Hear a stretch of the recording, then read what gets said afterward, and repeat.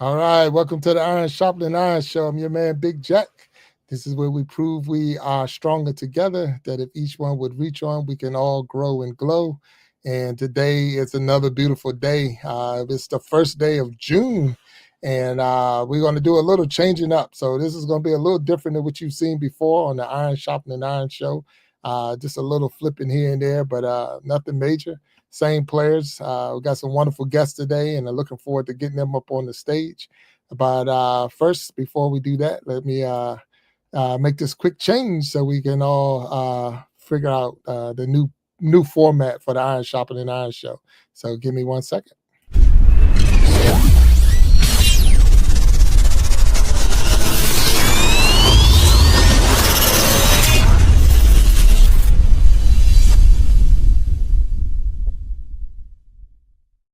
Wow, Walt talks on the stage early today. What's going on, brother? Hey man, you cut into my nap time, man. No, yeah, take old man nap before I get on, and now I got to take my nap earlier, bro. No, this is great, man. How you doing, sir? I'm doing well, doing well. Thank you for being on the Sharpening Iron Show with me and hanging with me. It's just a little change up, nothing major. Sorry that I cut into your nap time, though. No, I'm just messing with you, man. Yeah. But hey, man, thanks for the invite, man. I'm glad that, hey, looks like I'm coming up. I got called up from the minor league. That's what it is, bro. That's it. Yeah, man, that's pretty cool. So we in the minor league and you make it to the majors, you get to go to the big games. Well, before I got to lose my jackleg status before I get to the majors. But right now, man, I'm okay. So, you're all right, though. It's good to have you here. So I know you said you had I saw you last night on the We Be Jamming Live, and you said that you had a football game you was going to today. Yeah, my grandson is a flag football guy, man. He's 10, flag football. They had a game. They won, went to the semifinals, but they lost the semifinals going to the championship. Oh, wow. He twisted his knee twice, and the coach didn't want to let him in, and he's like, "Hey, coach, I'm good. And I'm telling him, man, you got to stop falling all over the field and then trying to tell everybody you're good. I mean, I get it, you're hurt, but they have a responsibility. They just can't put you out there until your leg falls off, So if you're hurt, you're hurt. Yeah. If you're just, if you're in pain, you're in pain. I mean, if you're injured, you're injured. I get it, but you have to, understand, man. Even when you're on the sideline, you're still part of the team. So make sure you show up and support. He said, "I am Pop. Because halftime I had a good talk with him, and he's tough, man. Yeah. But they lost. He was okay. He played his heart out. He was fine, man. So, and the irony is parents were there talking about, if they lose, we get to go home. Yeah, that's the funny part. That's the funny part. Yeah. The more they win, the longer we stay. So if they go ahead and knock this one out and lose it, we'd be okay. Yeah, man. I've never even thought about that part, but that's a real thing too. So we had a good time. I was out there since about 9:00 this morning. I had a good time. Wow. So okay. Had well, that's fun, good. man. That's so good. Appreciate you asking about that. I know you. Like I say, being with me last night because the We Be Jamming Live went. That was a good show last night, and then to be back on here me tonight. But I don't want to hold up our guests. So we got a wonderful guest getting ready to come on the stage. Yes. Cindy Lifestyle and More is the channel that they that she goes by, and she's going to be our guest today. So we're going to get her up on the stage, and then once we get her on the stage, and I believe she got somebody with her today. I'm not sure. Okay. I got to make sure. We got to make sure. We'll see if they're going to get them up here. So let's welcome them to the stage, and then once we get them up here, we can we'll figure out what we got going on. All right. All right. Let's do it.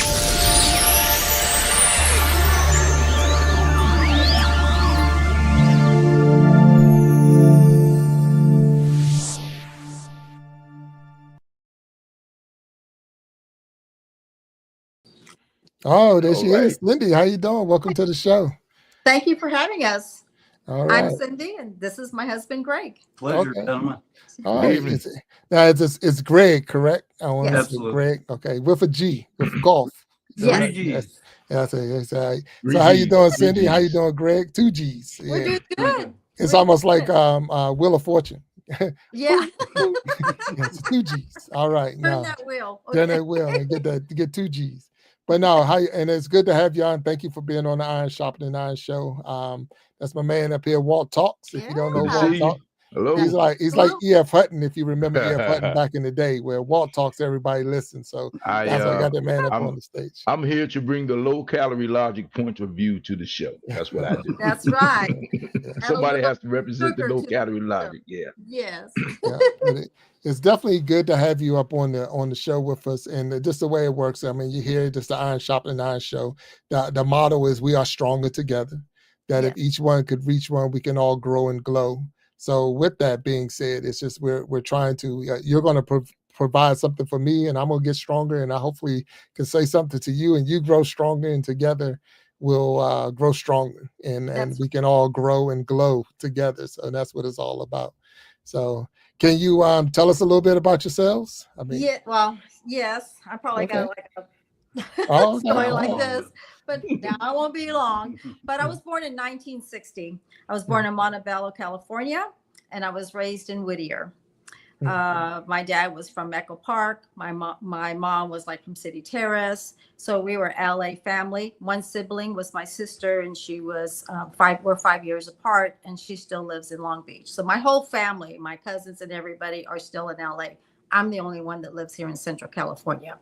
So I moved out here about 33 years ago, and that's how I met Greg. But when I was young, my mom noticed that when I would be walking, this is how I got into everything in my life, I had a club foot. She would notice that when I would walk, I would trip over and I would trip over. So of course she took me at that time to a foot doctor, and I guess they used to put braces on, and they wanted to do surgery. And she did not want to have that because she felt like they would leave me some scars. So she was trying to think of something that would strengthen my muscles, her idea to strengthen my muscles. So she put me in dancing. Okay. So dancing did not work out. I did it later in my life, but when I was young, they used to come and pick you up from the house and take you to the dancing, school. Studio. You can't do that anymore. So I freaked out because mom and dad weren't there. So that didn't work too good. And I can still remember myself running around the house, running away from everybody so I wouldn't go. So I didn't feel comfortable. So she was still taking me to the doctor and everything.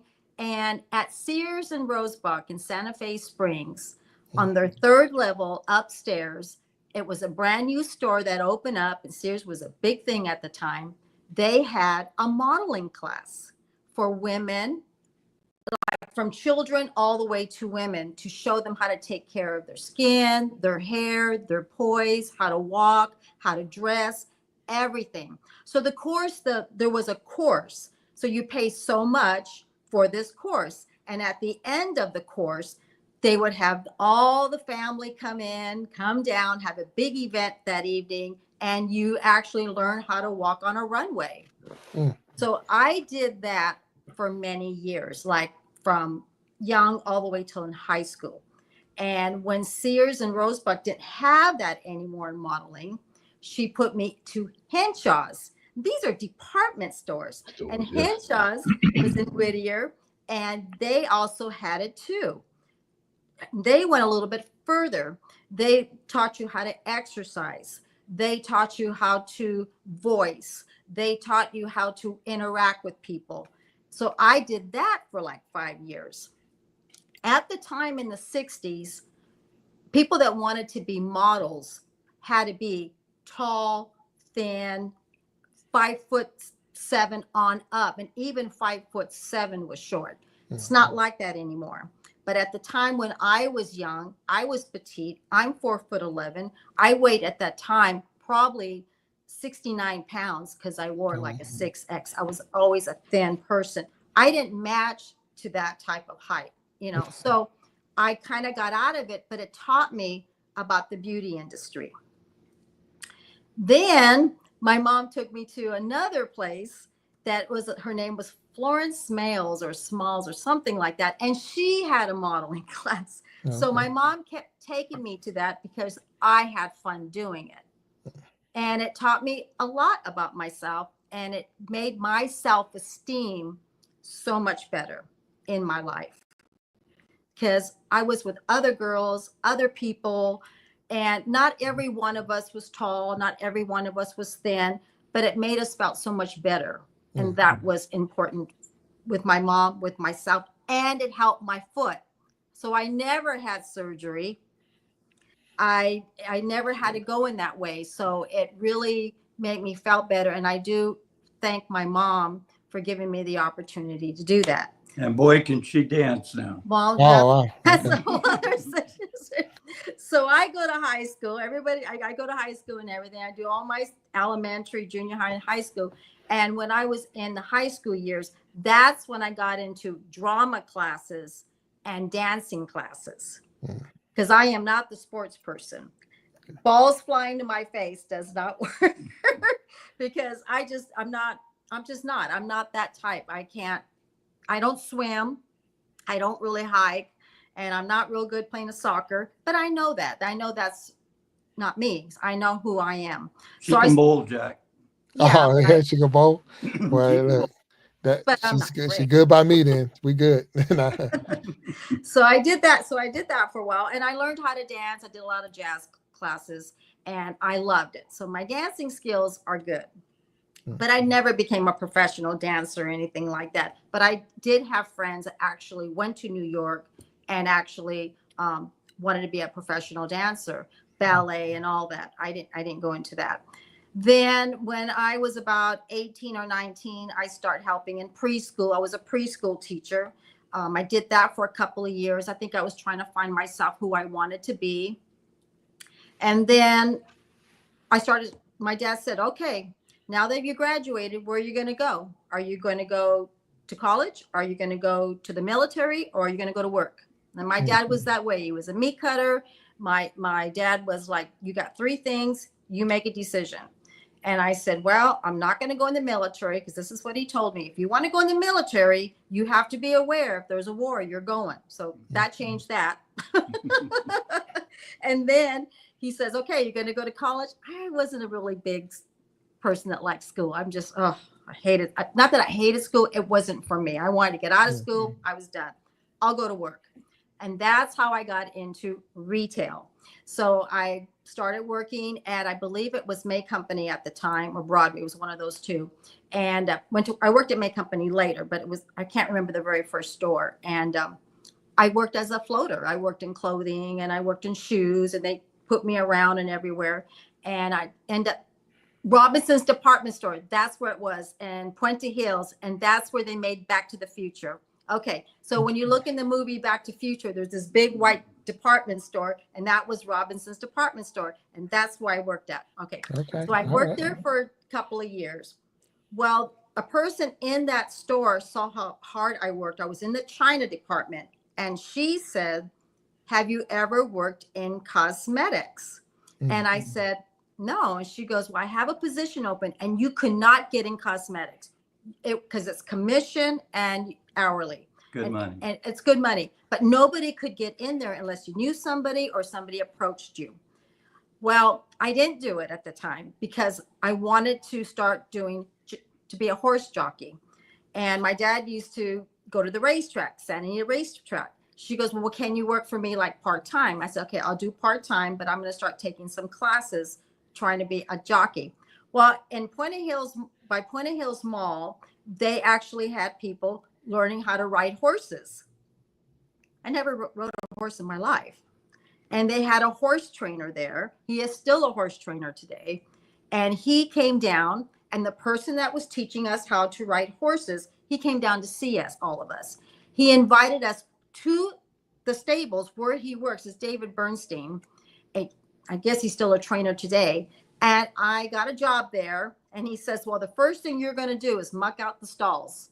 And I learned how to clean the horses, muck out the stalls. He didn't give me this fancy job as to be a horse jockey or be a person that they ride horses and they train the horses. Yeah. And that's when John Henry was there, all these horses. I saw Willie Shoemaker. I met Lafitte Penkai. I met a lot of people working in the back. And it is a hard business. It still was not a woman business. It was like women were starting to come in, but it was still, a gentleman business. but these horses are strong, and they go fast. They're going like 6,500 miles an hour, and you weigh like 90 pounds. I can see why a lot of these jockeys can get hurt. But I did learn how to exercise horses a little bit, but I didn't want to do that at the end. And I did that for a couple of years. So I did the Santa Anita racetrack. I did the Hollywood Park. I did the Del Mar. My sister also came aboard, and we were hot walkers, mucking out stalls, cleaning the horses, working with the people that exercise the horses, all that. So I did that for a few years, got out of that business, went to May Company at the Brea Mall, and that's when I started in cosmetics again. Okay. And I did that for many years. I was about 32 years old and decided that I wanted to do outside sales. Well, I got a job selling Aveda hair care products, but the location was Central California. And I was like, oh, so that means I need to relocate. And I did. During that time, from May Company to working for Aveda, I worked for Nordstrom's, and I worked for Bullocks, and I worked, in between all that time, all in cosmetics. And I sold coffee. I was in outside sales for that and coffee. And then I found the job with Aveda, and I moved out here to Central Coast. And I did that for 3 years and met a wonderful people, hairdressers. I mean, everything you can think of under the stars. I loved it. Again, it's next to beauty. Remember, I wanted to be in the model, so it was all in the beauty. That's where I met Greg. So a manicurist said, Cindy, what do you do on the weekends? I got my mind so involved in Aveda, I wanted to learn it inside and out, because I had to know the products to go to hair salons and have an idea what I know what I'm talking about. Be a professional. Yeah. So, you can't walk in, and if you don't know it, you need to find an answer. They're not going to listen to you. And that's where I got a lot of people that respected me in the business, because I never said, I know it. I will find out if I do not know it. And if I know the answer, I will tell you. Right. And she says, well, I'm going to go bowl on Tuesday night. And that's where I met Greg. And Greg was the bowler there. Okay. So then I never bowled in my life. I got into a Las Vegas bowling league, and I did my gutter balls. I think I did the most was 50 when you first met me. I wasn't really good at it, but I tried. Squared away. Yes. You had to get me the right ball and the right shoes and everything. And then we got married, got pregnant, went back to working in sales again. So I always had a place to go to, which is makeup, back to May, Robinson's May. And then I got a job working for another company who sold Paul Mitchell, American Crew, all that for 21 years, I think it was. Yeah. 2017, I retired from it. The hair business has changed. Got him a job in it. He loved it. I did it for 15 years myself. Oh, wow. And okay. Now we're together. And then we owned a salon. We got a salon for a while. It was a beauty supply. One of the girls that worked there was saying that she was taking acting lessons in San Luis Obispo, which his mother taught Zac Efron. And I said, oh, there's acting classes around here? Where do you go for acting classes? So then I took acting classes in San Luis, and I did some background work. I've done some short films. I've done some feature films. Some commercials. I've done some commercials. So I do that a little bit. As a matter of fact, today I also have an audition. So I do that a little bit as well. And I'm still non-union. I'm SAG eligible. And then that's it. Here I am. Now I do some YouTube. Okay. Well, it's funny. Listening to that introduction, I can see why it's Cindy Lifestyle and More. Exactly right. She dropped a lot on us right there. That's there's many times I hear stories and I could say, yeah, I've done that. You were so far all over everything except for bowling. Hey man.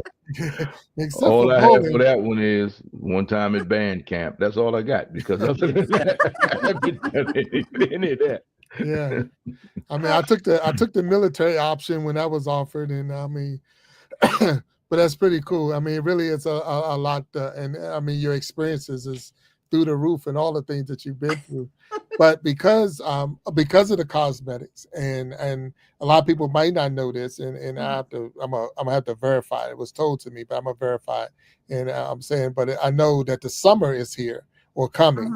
And one of the big things, a lot of people are now starting to get ready to go out and enjoy their time and the fun in the sun and the beaches and all of that stuff. So I wanted, because of your experiences with cosmetics and skincare and beauty, and both of y'all, I had some questions I wanted to see if you can help with. Maybe the people in the audience might be asking these same questions, and that's going to help us make sure that we keep ourselves healthy and look good at the same time. So one of the things I was going to ask you was, does the summer weather affect the skin different, like the oily, dry combination? Is that affected because being in California, is it different for California than it is for me on the East Coast? Or right. So yeah, but so let's say you're dry, right?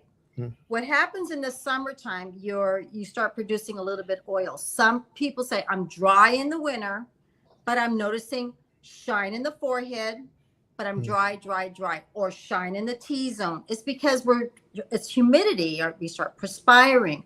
Our pores begin to open. Oils become through. They get clogged. They get blackheads. All of a sudden, here's the blemish.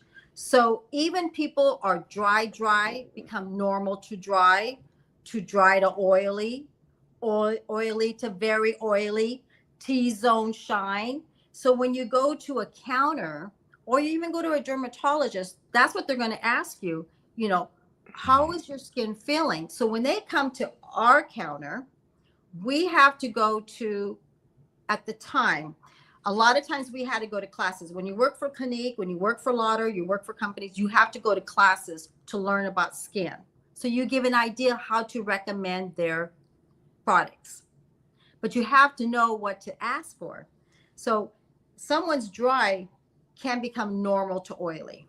Someone who's oily become very oily. And it's because it's the humidity, you're sweating, you're perspiring, the oil glands become to work more. Now, how do you fix that? How do we fix that? Well, now you got the products to fix it, but you want to balance it. You don't want to strip the skin, because the skin says, oh, I'm dry, I need to produce more moisture. Now you're even more oilier. So you want to balance it out so the skin doesn't become over oily, and you want to control the blemish, and you want to keep it balanced. And then your skin goes back to the way it is during the winter season, the fall season, starts going back to dry. Now your skincare may change a little bit. Gotcha. For more moisture. Right. I mean, as you was talking about it, it makes a lot of sense. I didn't think about it like that. Matter of fact, when you first started talking about it, it was almost like you were describing the type of bowling ball I would use on a lane. Yeah, like is it a dry lane? Is it an oily lane? Is it beard oily? Is it oily? So yeah, but those are some of the things that we think about with the equipment we use. But now I'm listening to you saying it with the different, and we're not talking makeup. We're talking more of a skincare. So yeah, so I'm glad you. So make sure I'm gonna make sure. And Walt, thanks for being back. I'm gonna make sure that we say that it's not a makeup that we're trying. We're talking about a skincare product, and it's for the type of the skin condition at the time. Like I said, is it dry? Is it oily? And and you use the term dermatologist. So is it important to go to a dermatologist? I think dermatologists are wonderful. A lot of people have a lot of faith in their doctors. You know what I mean? They want to go there if they're having very bad acne. They have issues. Not everybody can control something severely. A dermatologist, I went to go see a dermatologist while I was selling skincare and makeup, because I had cystic blemishes that were under my skin. So they would swell up, my face would swell, but they would never come to the surface. So finally I decided the skincare wasn't working. Even if I knew what was going on, I knew what I had, but it wasn't working. I went to a dermatologist, but they're a little different. They just clean your face, they take it away, they strip it down. They really don't balance it. They're like doctors. Doctors are more like that. Like my doctor, he sends his mom to us. Go find out what you need, unless it's something that we can't take care of way at where all of your blood vessels are at. We can't take care of that. Okay. So wait a minute, and you're saying send them to you as in your business or at a store? So at a store. So, well, they're highly trained. Yeah, we understand product knowledge. Okay. So product knowledge is what's the best for your skin, because they want us to sell their products, right?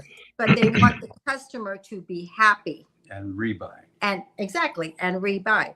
But we're not like dermatologists that can't take care. We've got people come in. Do you know what this is? It's not going away. Now you need to see a physician.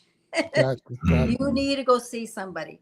You know, we're not a license. You know, even a facialist would say you need to go to a doctor, a dermatologist, or, you know, go see. I always say that in my disclaimer. If you feel like something's not right, you know, you're saying things are not getting better, please go see somebody. Yeah. Please.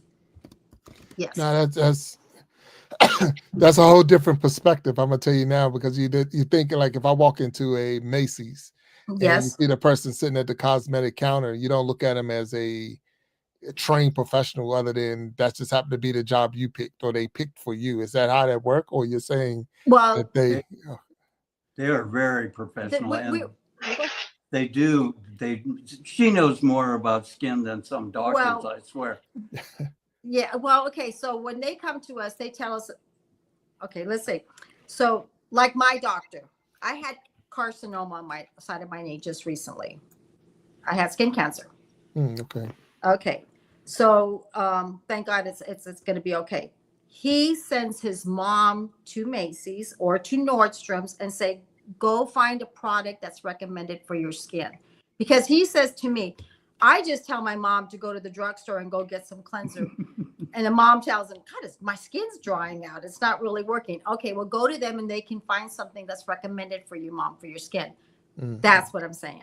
So because we understand products. So when I was talking to my doctor at the office while he's here looking at my skin, we're kind of talking kind of like the same lingo. You know what I mean? It's like he knew what I was talking about. I knew what he was talking about. But beyond surgery, I don't know what he's going to do. You know what I'm saying? That's a whole different ball game. So when somebody comes in and tells us, you know, I got this mole and it's changing and it hasn't gone away, you need to go see somebody. You know what I mean? We're not here for that.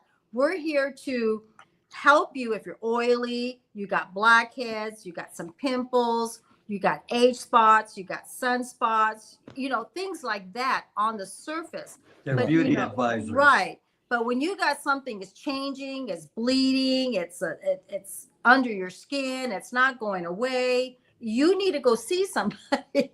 No. That's what we tell them. You need to go see somebody. That is something that we don't do. We're here to help you, you know, or sometimes we actually have customers that come in and have a note from their doctor saying, my doctor told me I should get this, or my doctor says, do you carry this still?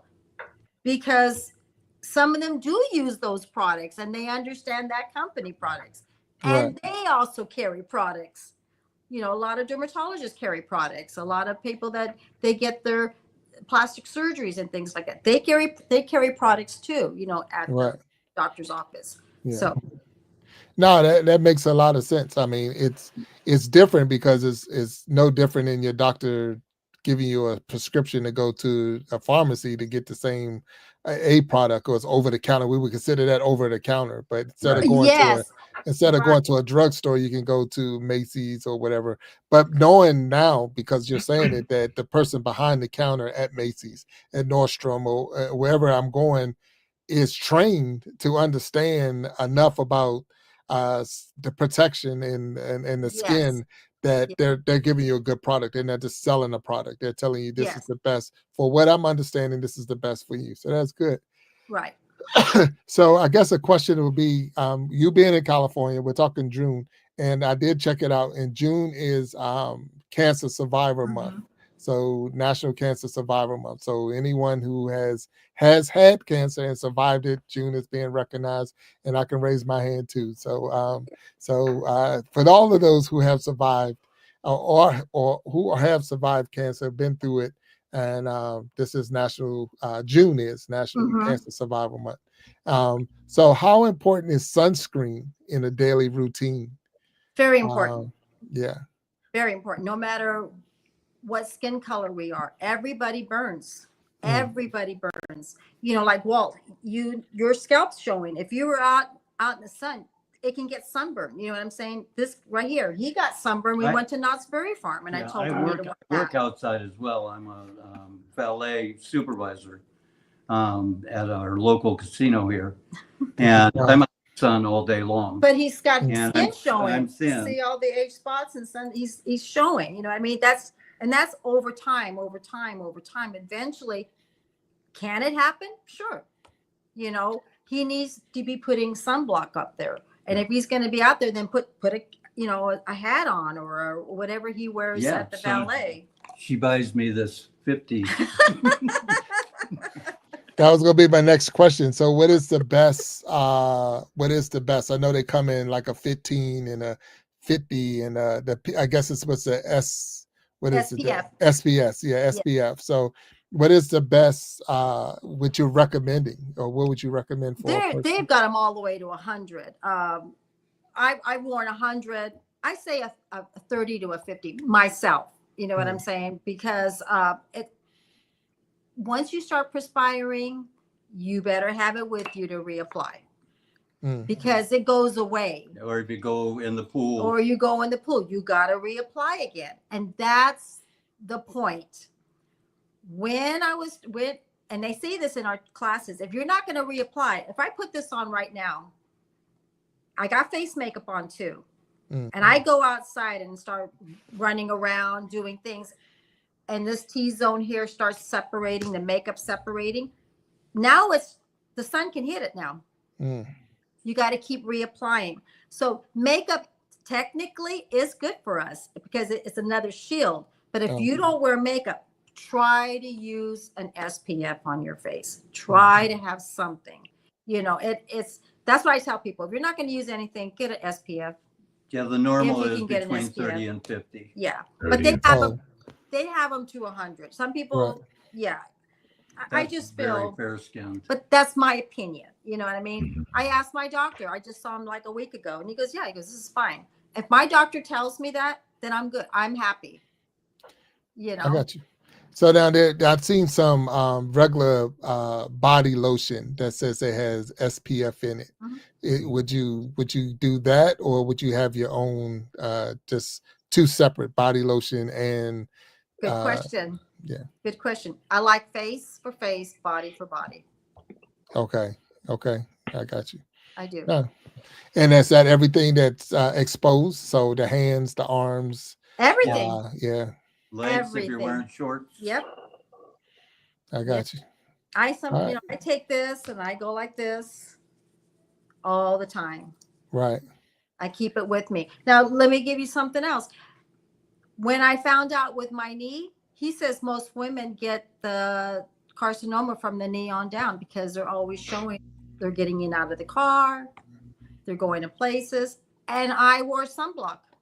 That's how the sun is so potent to our body, to our skin. Right. It's strong. Yeah. So even with it on, it's still no guarantee. I mean, because the sun is strong. So yeah, having it gives you a layer of protection, but it's definitely if you need to cover up, you should cover up. You know, if it's a way that you can possibly cover up, you know, wear a nice light jacket or something like that, and you know the sun exposure. And it doesn't. I guess, and I'm gonna ask you too. It doesn't matter if it's the winter time or the summertime. Is it 12 months a year? Yeah, 12 months a year. So that's, I think, is another myth where a lot of people might get it during the summer, because even in the drugstores, it's promoted more in the summertime than it is in the wintertime. You don't see sunscreen that much, you know, in the wintertime, but you see it a lot in the summertime.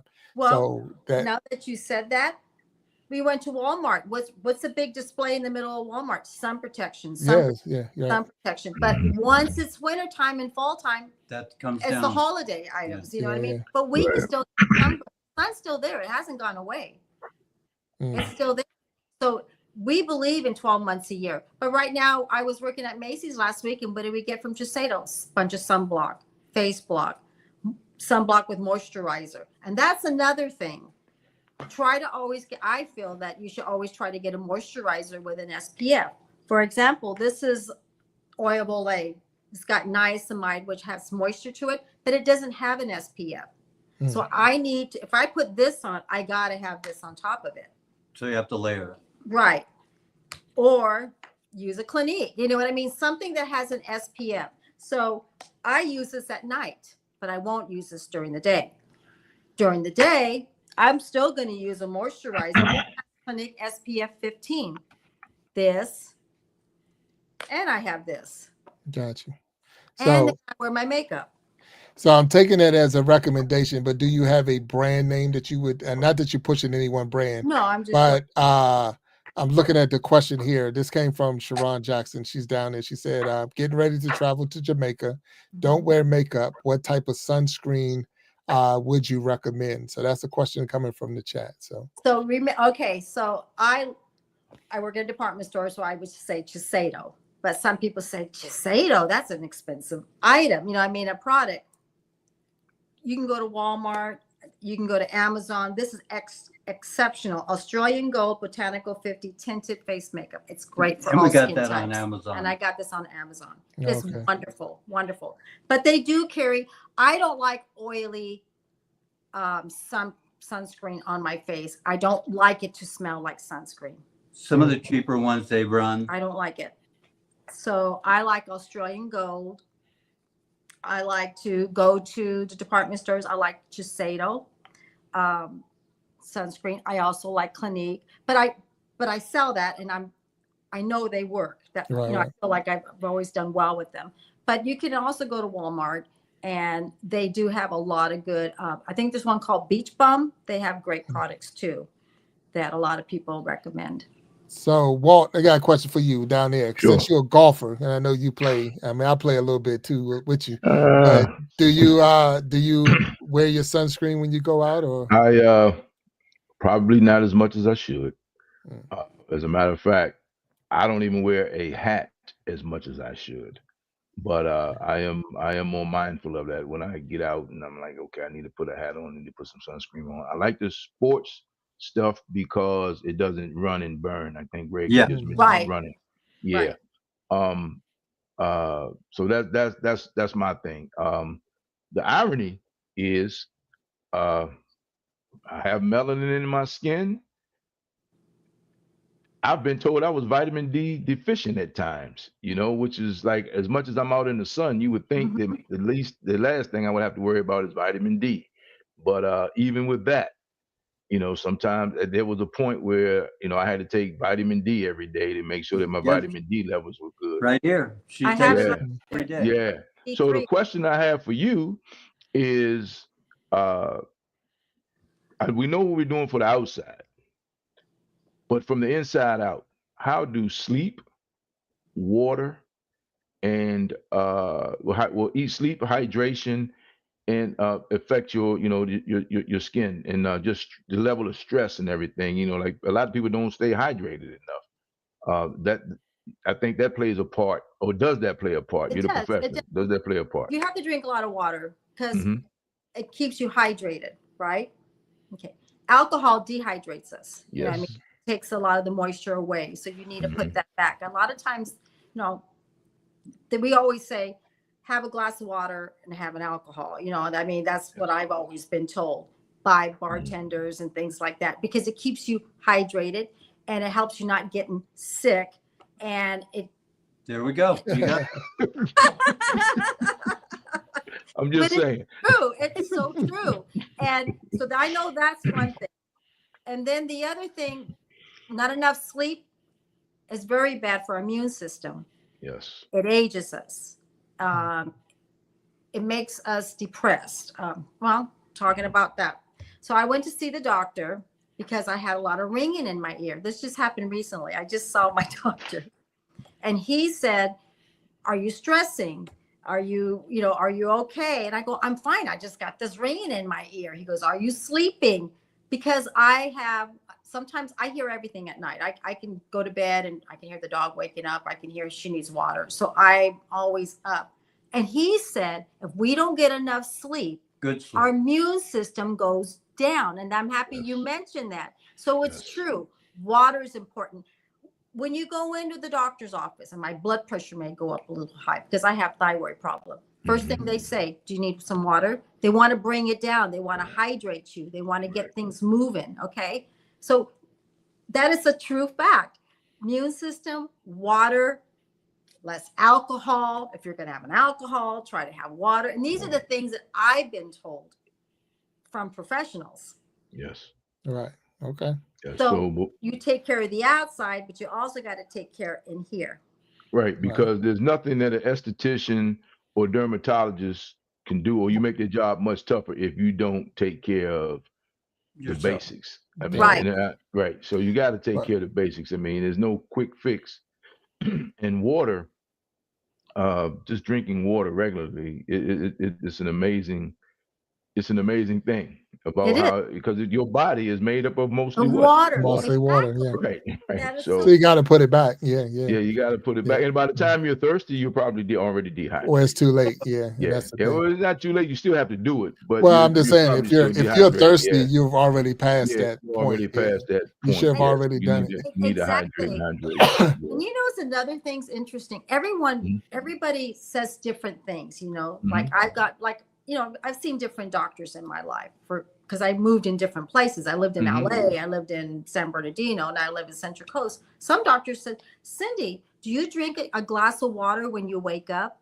Because it's supposed to move your organs. I mean, you hear, and I try to remember these things that I have been told throughout my life, because this doctor said this person said that, and you read it in books. Drink a glass of water in the morning. Drink a glass of water with lemon. Some people say, I hate water. Put some cucumbers in it. Do that to make it flavor. There's a reason for it. Water is a reason. If you're dehydrated, you're going to pass out. Yes. So you got to get it inside you, especially when you're going to Jamaica. And that's a different type of heat. That's a different type of sun. Yeah, it's like going to Vegas. Same thing. It's just like you think that you're okay, but you can get burned easily and dehydrated easily. So. We love going to Vegas as well. That's right. We sit out by the pool, and I burnt my my feet one time because we were just didn't cover them up. Right. Yeah. Sitting out in the sun, I started to blister. Right. Wow. He forgot his feet. Remember you were saying about Yeah, head to toe. So he forgot his head, forgot his feet, but everything else was fine. Well, Jesus, he was like walking like this, like he hurt so bad. Oh, I can imagine. This is the whole body. Yeah. And like I said, one of the biggest myths not there is just like you said, especially with skin tone. Like I'm an African American. My skin tone is dark side of king, but you'll burn just like anyone else. So don't ever fool that.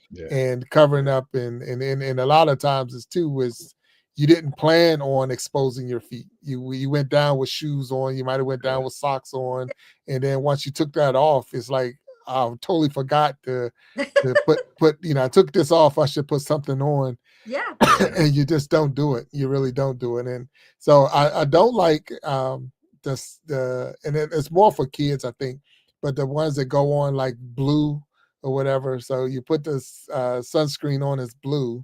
And I guess so you see what parts you didn't miss. But I never heard of that one. But then your kids walking around looking like a Smurf. And I'm like this is wrong. So yeah, but it's more so you can actually see that you didn't miss anything. So it actually goes on, and then as it warms up or whatever, it changes back to normal. Right. But it is the actual blue tint to it, so you can see what you did if you missed anything. So that's right. Yeah, but you do look like a little Smurf. And then the other thing I remember, when back in the 90s when I worked in cosmetics, a lot of moisturizers didn't have SPF. And if they did, there were no more than an 8. So they really couldn't say they had an SPF. Now they can say it when they got a 15, some come in 30. or higher. Right. And I think it's because, I'm from the day I went to the tanning bed, everybody wanted beautiful, golden tan. Mm-hmm. Well, you know what? We're paying for it today. And Mm-hmm. and that's what I found out, that they said when a child gets sunburned 5 years old, it affects them when we get older. Wow. So that's a damage. They may not show what happened then, but as we get older, that's when all the skin damage starts to show. You get the sunspots, Age spots, and then maybe skin cancer. I mean, that's what my doctor asked me. Did you go to tan beds when you were young? Did you ever get a bad sunburn? I mean, he asked me all these questions, and a lot of them I said yes. Mm-hmm. He's not saying it made it happen, but he wanted to know my background. He wanted to know what happened to me in the past. And I listened to that. And when the reason I'm saying this, that when I've done product training, those are the things they mentioned. Things that happened in the past when we got sunburned. Things that we were in the tanning bed. It doesn't happen today. It's tomorrow. Right. We age tomorrow. Yeah. Where our sunspot is tomorrow. Yeah, the things we're going through today, pretty much our 20s and 30s. You start to pay for it. It's time to pay the piper. So that's why that's why I said that, because I'm like, oh my God, everything he said to me is like, that's what I've been told when I went to my classes. And I still got to take training. We have iPads now, and we got to learn about the products, and they tell us why the product and the reason why, because things change. Right. Because when people come up, I got to have an answer to those products. And some of them are exactly what we're talking about.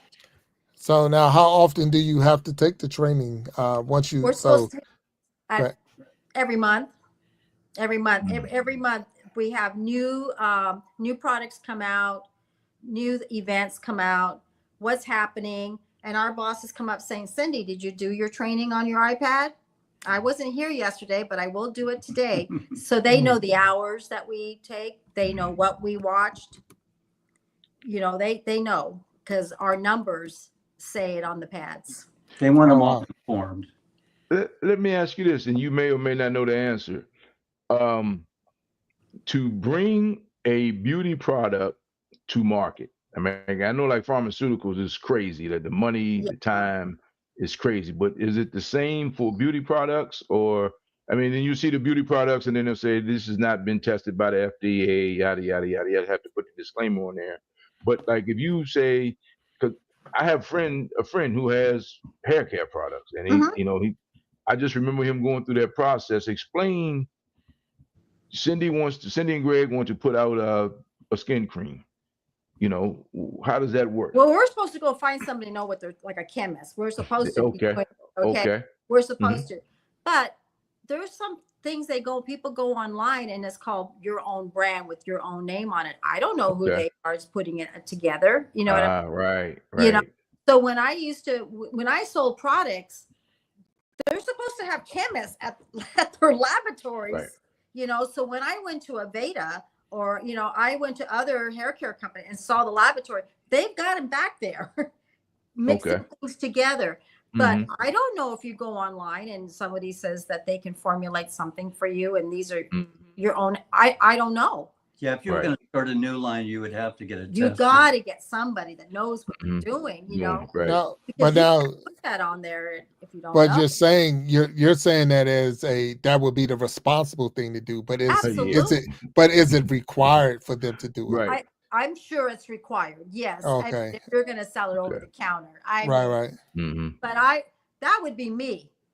Right. Right. That would be me. Absolutely. I think that you have to be up and up in this world. You got to be up and up. You got to watch yourself. Especially nowadays, everybody's suing everybody for every little thing. I mean, I'll be honest with you. We owned a salon. We had to get licensed. You know what I mean? The girls had to have their establishment license. I mean, everybody have their hours. They better be a hairdresser with a license, or they can shut you down. That's a great point, because I've got a few people with hair salons, and the folks who booth rent there's one thing. But if you come in to my salon, they want you to use their products because you fall under my license, so to speak. So there's a liability issue. So there's a lot to think about. You're right. So, and when you walk in to get service, I mean, I used to Right. have a big afro until I got a bad hairdresser, right? But you need to think about that, because that's Yeah. something that people don't usually the end user just wants to look better, feel better, be Right. seen as better, be seen as beautiful, whatever the case is. I mean, it's like it's for them. It's the sizzle. It's not the steak. It's the sizzle that sells, right? Right. And Right. yeah. So the one marketing class I took, and I'll never forget this. Uh, the teacher asked. He says, "What does Revlon sell?" And everybody says, hair products, beauty products. And he says, "No, Revlon sells hope." And that just stuck with me, because you're not going in there. You're hopeful that this thing will work to give you Right. this image that you want to get, and that's what it is. So the marketing into that, and this your part, Cindy. The marketing into that is basically about brand loyalty, selling the product, and making people feel like, if I get this thing, I'm going to be like back in the day. Who was it? One of the supermodels is like, everybody want to look like her Like because she Carol used this product. Keys or this, Right, or your right, principal, right, or Christine Brinkley. And then, right, it, well, they are the image, right? right. Everyone, Mm-hmm. oh my God, I want to have her body. Oh my God, I want to have her hair. Oh my God, I want to be like her. But there's only one thing. When you go into a salon, they're like, I can't make your hair look like that. You don't have Right, hair, or you're fine right, hair, or you don't have thick hair. And it's like, people get upset. right, I'm being really nice, right, or They well, want that look, and if they get it, they're not going to be happy. they're like, I can't do that. You know what I mean? I can't give this to you, but I can do this. I can right, give you volume. I can give you some kind that would be kind of like that, but I can't fix it exactly that. And, a lot of times hairdressers like, I can't do her hair like that. She's got fine hair, or I can't do that. She's got really thick curly hair, or, I mean, it's the truth. And when people come to me on makeup, there's different people that do come up. Some people want it all. They want a glamour look, they want a natural look, they want a no makeup look, but they still want something. Or they'll just come in and say, you know what, my skin's red, it's not working right, it's dehydrated, it's got a lot of sunspots. What can I do to get it just looking right and a very minimal makeup? And that's what we try to do, to give them that and have them walk out and be happy. Right. And So go ahead. I'm sorry. Well, no, I'm Greg. saying you still have to have it on the inside. You still on the inside. You have to be. I mean, beauty is skin deep, right? There's several Yes, it sciences about is. that. Yeah. So I mean, no matter how much you make a person up, if you're not happy with who you are, in my opinion, your confidence comes from within. You still have to love yourself. And comparison is the worst part. And especially in the social media age, we compare ourselves to other people. Right. And the things that we had to go through as individuals to get to this world, God made us unique. Exactly. So your uniqueness is that's your brand. I mean, that's your angle. That's the Right. part that nobody else has. And if you can play on that, you'll do well. That's my Right. opinion. No, My you're opinion. right. Yeah. You're right. And I just want to make people happy. You know what I'm saying? I just, I still get hairdressers today that will call me and say, ask me questions. I'm like, I don't do that anymore. I don't work in the hair business, but that makes me feel good. Or they'll come into Macy's and like, you're ever going to come back? Or you ever going to do that? Because they believed in me. I when I went to see my customers and people, I was very honest with them. I always got back with them. I love what I do. I love the beauty industry, no matter if it's hair, makeup, skincare. I mean, even my doctor said, you do love it. I go, I do. Because when people come and see me, I want them to walk out being happy. Right. No matter what they want. It doesn't matter if they just want a lipstick. I want them to go out and say, thank you. And I've gotten a lot of thank yous, a lot of thank yous. And that to me is the best thing in the world, because they feel good about themselves. I find people don't feel good about themselves. You know, they're saying, you know, I don't know what's wrong with me. I don't know that. Well, you know, what's wrong? What's happening? My eyebrows are doing this, and you know, I just feel like I can't wear a lot of the colors anymore, and you know, I can't see my eyebrows. I can't put the pencil on anymore. Well, let's find out and see how we can make you go home and you can do this. Well, let's get a brow gel. What do you mean a brow gel? Well, you got gray hair. Your hair is gray. Let's get the brow gel with some color to it as close as we can. And if you can't see to put your eyebrow pencil, let's get the brow gel and comb it through and give some enhancement to it to have some color. Do you know something like that can make somebody feel so much better? Oh yeah, yeah. Well, I mean, age in itself, when you start seeing the gray come in and things like that, you start, Man, you know, you start feeling a certain way. You know, you start fooling yourself. Like, now, I'm not older, I'm just wiser because it's wisdom. It's wisdom coming in. It's not age, you know. But at the same time, you know, to make a change, like people say, you can put color in your hair and this and that. I think that changes me. It's me changing. It's you know, my body is going through its natural changes, and these are the things that's going to happen. So for me to try to go back and try to be anything else other than letting it naturally go through, you know, and do what it's going to do. I'm still happy to still have hair on my head. So I'm sorry, Walt. I mean, it's overrated. It's overrated. Hey, man. Nine out of 10 women prefer head over hair anyway. So, I got you. That's it. But go ahead. That's something. I use Naoxin shampoo and conditioner because my hair was shedding. I have some spots that I noticed. It happens to me too, but I just want to cover it and, you know, get some items that I feel that's going to help control the shedding. But if I have alopecia or something beyond that, that's something totally different. That's a totally different thing. Go see, yes. You know what I mean? So yes, try this, but if it's not going away, then I need to go to the next level and say, is it my thyroid? Is it alopecia? You know, what's happening to me? I have to see people too. You know what I mean? Right. You know, I'm aging. You know, I'm 64 years old. I'm going to be 65 in August.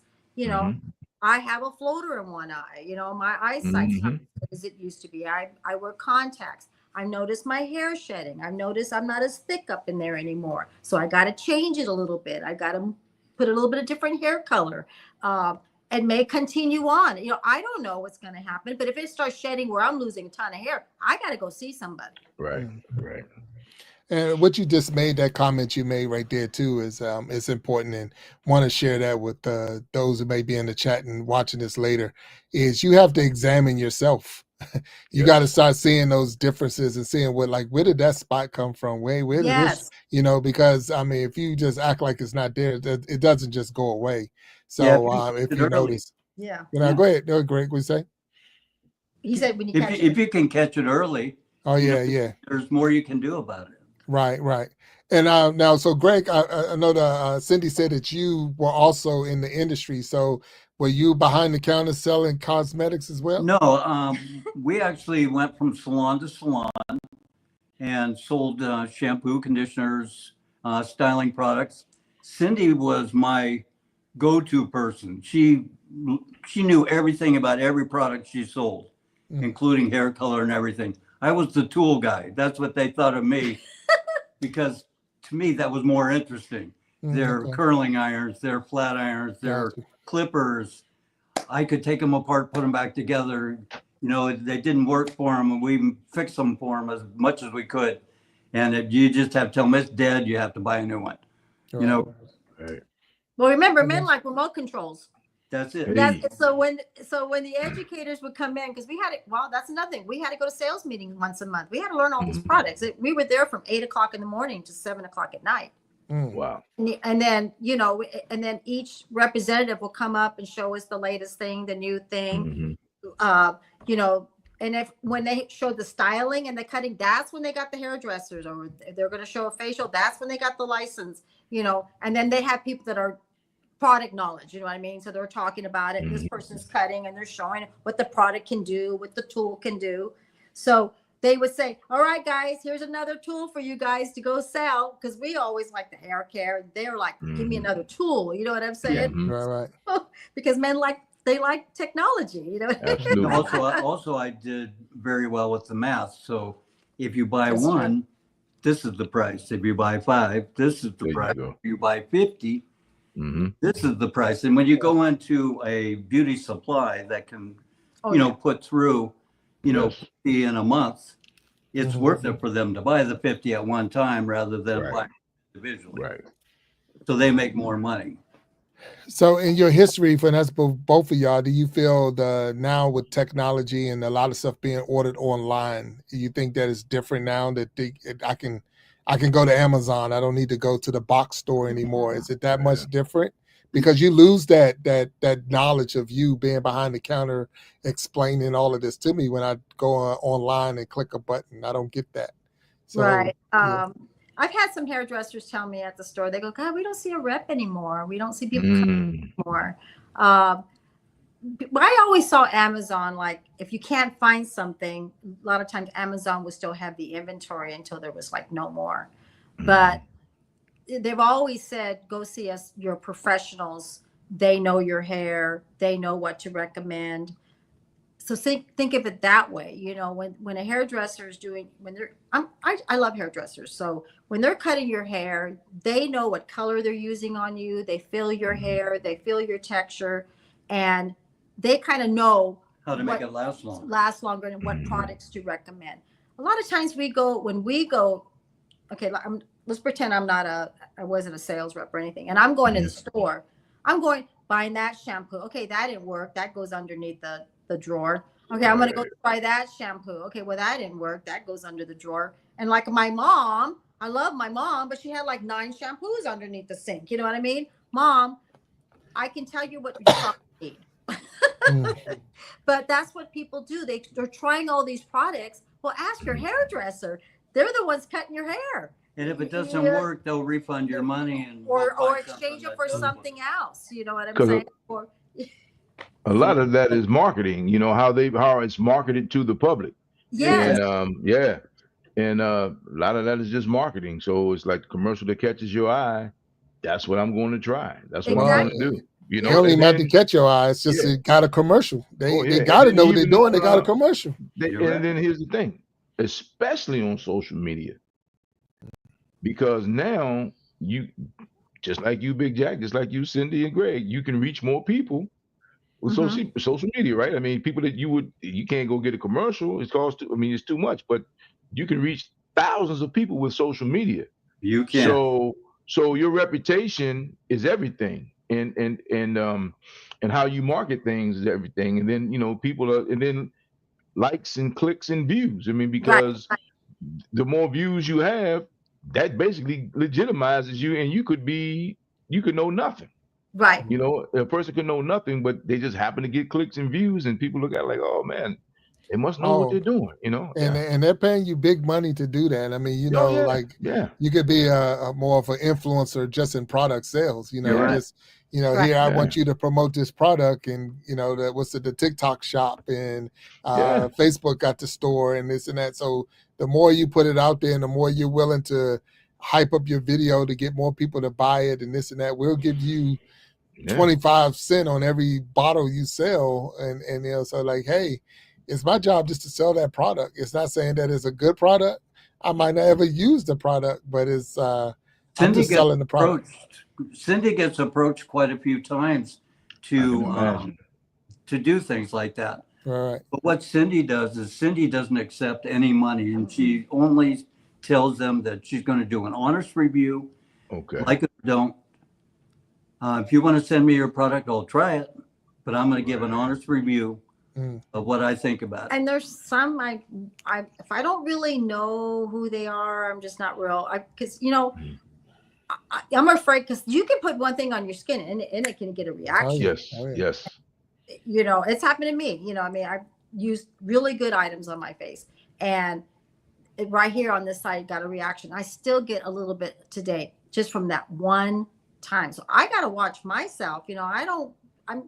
I just don't want to try everything. She turns a lot of You know, if I don't really know the backup and where it's from, I don't really, especially with skincare and makeup, I'm very leery. I have to know a lot about it. So that's probably why I still get things where I work. Yeah, and I know. Even with that though, I mean, you think the skin is an organ, so it's you know, it's an actual organ. The largest But organ in the body. and the fact that it's the ingredients in whatever they're putting on your skin, you could have a peanut allergy, and all of a sudden this has peanuts in it or whatever, and Exactly. and you find yourself, you know, having a reaction based off of, you know, whatever your allergy is. Yeah. Shellfish and all these different things that could be in there. And you just have to really read the label. I think a lot we don't. And that was a question I was going to ask because I'm thinking more of, you know, I'm a young person. I'm a teenager, young adult. It's easier just to go into the Walmarts and those smaller stores, the dollar store. They got, you know, and get something off of those shelves. But is it okay? Is it safe, or what would you say? Okay, first of all, as long as they're a closed package, I feel like they're okay. Because I got things at the Dollar Tree. Okay. But I buy things that I heard of, you know, like oh my God, they got Maybelline eyeshadow. But then I flip it and see the expiration dates because I don't know, you know, if the expiration date's like 3-4 years ago. So I kind of look at that. So I kind of look to see if it's a name. But I buy like the little sheet face mask. But I don't really know too much about the brands, you know what I mean? Like some of the things. Skincare, I'm really funny about. Skincare, I very loyal to what I use. But if it's a contour stick or blush, I'm not too worried about it. No open packaging. I don't do open packaging. Sealed, the name. I look at expiration dates. And if I feel like something is just not right, I won't buy it. Right. I won't buy it. Yeah. It's got to be because this is how I see things. Because if somebody does buy things at the Dollar Tree and they never had a problem, then continue on. I'm not like that. You have to buy the $100 moisturizer and don't buy the $3 moisturizer. I don't do that. That's not what I do. Because I don't feel like that would be professional and it's not right. I always tell everybody that when I do my makeup on my videos, these are the things that I've been doing from day one when I started in cosmetics, and the things that I've learned or the things that I've learned in my skincare. So to me, when I'm sharing that to people, it's testimonial. Okay. So when people have asked me that, do you think a Dollar Tree is okay? I'm not here to tell you not to. That's not for me to say. But as long as you know that you feel comfortable and that package is closed, check the expiration dates. You know what I mean? Because I don't know. I don't want them to go get something that's been open. You know what I mean? Right. You know, but I be honest with you, the only thing I bought at the Dollar Tree is like face sheet mask, but I haven't bought any cleansers. Body cleansers, I don't really worry about. But anything on my face, I really watch what I do because something triggers it. I'm going to be at the doctor's office. You know what I'm saying? So just kind of watch what you buy. That's my best thing.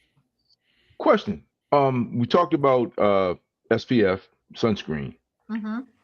Help me out if you can with lotion.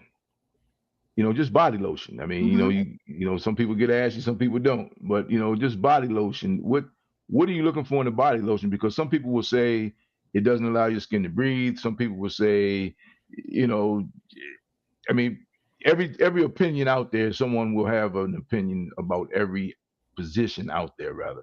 So, what is your position on just regular body lotion, not facial stuff, but just just go to the store and get a body lotion? Yeah. Like, you know, I like emollients, like a cream. Okay. I feel like emollients have more conditioning benefits than a lotion. Okay. So I feel like it conditions the skin a little bit more. It gives a little more give to it. Lotions are a little bit lighter weight. So that's why when you pour it out, it's like a lotion. But some people that are really dry, it's not enough for them. You know, they feel like, God, it's like I put it on and an hour later it's gone. Well, then now you need more of a heavier cream. I like creams. because I feel like it really softens the skin, it conditions the skin, it moisturizes the skin. And then some people say, I can't use fragrance. We'll get a fragrance-free lotion or a fragrance-free body cream. The body creams will cost a little bit more, but it depends how dry you are. So if you're using a lotion and it didn't dry enough, then you buy another lotion, but that didn't dry enough. What your skin's telling you, it's not enough. I want more. Now you need to start looking at body butters and creams and an emollient. So when people come up to me, that's when I start going, okay, maybe we need to go here now. Oh, okay. Your skin's telling you something. It's telling you it's really dry. It's telling you that it's not working enough. And that's why a lot of people, when they go to the fragrance bar, they have body lotions, they got body creams. Well, why is the body cream so much more? Because it's got more essential oils in it. It's got more fragrance in it. It's more conditioning. This one is not as much. So I feel like body creams are a little bit more conditioning to the skin, like a moisture mask. If you use just a regular conditioner, it's lightweight. It's more like water, more of a lotion. Okay, but my hair's still dry. Well, now you need a protein. You need, okay, now let's find out what your hair is. Is it dehydrated? Is it breaking? Is it brittle? Is it chemically treated? Now you got your protein packs. Now you got your moisture packs. Now that's more intense. And I know what, I'm sorry, Walt, but I know we said that everyone is different. So that advice you give to one might be totally different for someone else that walks in. So I guess it's like you say, you're studying with each person. So each person, as you come in, you want to talk to them and find out what their problem, not say problem, but what the concern is right now, and how can we fix it for them. Right. Because I think a lot of times we put it in a general, it's so generalized that it's like, this is the best, lotion for a person over 50 years old, and this is the best lotion for a young child or whatever. And it's just like, yes. So I got it now. I'm getting a much better understanding. So Walter, go ahead and ask your question. So here's the third rail for from the man section of the show. Third rail for men. And 10 years ago it was really the third rail, but now guys are getting more hip, more open. Talking about foot care for men, especially for men, rather. Okay, so foot care is easy because you can do it, right? So I have this called, it's in my refrigerator. It's in my shower. They're called little Skittles or Scubbies, little Scubbies. They're sold at Walmart. So one side's got can you go get it, Greg? Yeah. I'll show up. So I was trying to find these because I used to use them all the time. So one side's got the scrubbing pad. The other side's got a buffer. So I keep it in my shower. So I tell Grace, get calluses because he wears tennis shoes and men wear shoes. And a lot of times they don't moisturize. You guys have softer feet because you wear socks, but you still get your calluses and things like that. Right. So but you got to be careful when you use it because you don't want to slip and fall. So it's sold at Walmart. It looks like a little green pack. You in the shower, your body's wet. No, not that one. It's the green. No, those are okay. It's the one sitting on by the soap. I love it. I was like, I got all these things. I love it. I love it. I love it. I was trying to find something easy. Oh, I love it. Hey, look, matter of fact, I think it would only be right if you just let us really see Cindy's lifestyle. Take the camera into the shower and let us see the whole ass. See the whole thing, yeah. That's it. Let us see the whole thing. That probably would have accomplished the mission right there. Oh, man. There we go. Looks like when I watched the There we go. Okay, almost like a loofah, almost. Is that right? Yeah. Great, because you got the little scrub, and then you got the little polisher. Okay. So let me get my shoe off. So let's say I'm in the shower, right? I'm gonna put my foot up here. You got the scrub, you got it wet, you gotta get it right. Then you're gonna flip it over. You're gonna give yourself a little polish. You know what I mean? Because it kind of gives moisture to it. You do the same thing on top, right? Right. Okay, maybe you don't want to use this. Well, now we got these things. For the gloves, yeah. I'm familiar with the gloves. All right? You got your soap in your hand. Yeah. Exfoliant, smoothing out those little elbows, removing all that dead skin cells. Because guess what? If I use my tanning lotion, self-tanning lotion, it's going to go real smooth. Where do we get these? Dollar Tree. Dollar Tree. That's So, what I'm Greg, saying. I buy things there, right? But guess what? When you remove Mhm. all that dead skin, I say now I'm doing my demos like I do at work. When Right. you're using a scrub, all that skin you're removing, all that sheds, right? Yeah. Now you got smoother skin. Now your body creams can absorb better. Now your lotions can go better. They don't go better. They don't absorb better on dead skin. You got to remove it. That's why, for an example, when people put self-tanning, oh my God, I got streaks and this area grabbed and this one it doesn't show up. Well, you got to get all that dead skin off. Same thing with your feet. You get the little scrub, you remove all those calluses. You know, some calluses are really bad, but once you remove them, now your lotions and your body creams can absorb so much better. So I gave you a little demonstration.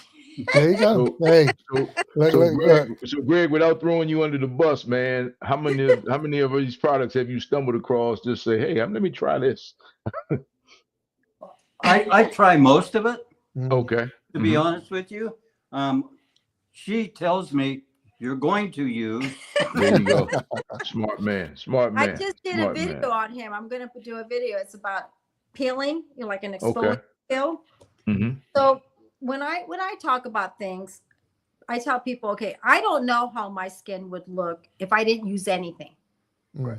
Okay, let's say I didn't use anything. I just washed my face and moisturizer and walked out the door. I don't know how my skin would be. So let's do it on her husband. That's what I said in my video. Here's somebody that doesn't work. We did his face yesterday because I want them to see if I'm honest. From honest. Right. And then, so I did it myself in my video, and then I had him do it. And then tomorrow he's going to use a retinol. And then we're going to wait a day. And then the fourth day, he's going to use a moisture mask. So in 8 weeks, I'm going to be beautiful. My man. So before and after. Yeah. We're invested now. We got to wait and see how this is going to turn out. That's cool. That's cool. And you got to put a disclaimer down. No animal testing was used. How did that go? Yeah. That's why we always look for the little bunny on them. That means the bunny. Okay. There's a little bunny. Okay. All right. So on the product. Okay. So from this section of the class, explain the whole animal testing thing. How are animals used in actually testing these products? You still hear today that they're not being, but at the time they used to use on their eyes. And I'm an animal lover. I got dogs and birds and everything. Right. But they were saying that they were using it their eyes to see if it irritated with the eye makeup remover and and a lot of you end up blinding the animals and then and I mean you hear things on YouTube that's things happen out there, you know what I'm saying, but I'm hoping that it stops so that this company, they have a bunny saying a bunny on it. So it's that simple about the eyes. I mean, I'm thinking because you just like all kind of crazy things go through your brain when you hear no animals were used in the testing of this product. Yeah, that's what I'm saying. What are they doing to these animals? Yeah, they say that, or they'll like take their skin and keep doing it, like putting something to see if it rashes. Okay, now does it flake? Does it bleed? And you hear these things. You hear these things. Well, it's. It used to be the norm because we tested it on the animals, so it's okay for you. Yeah, I don't agree with it, but that was before my time. You know what I'm saying? Now I hear people come up saying, "Well, I heard such and such still does it." As far as I know, they say they don't.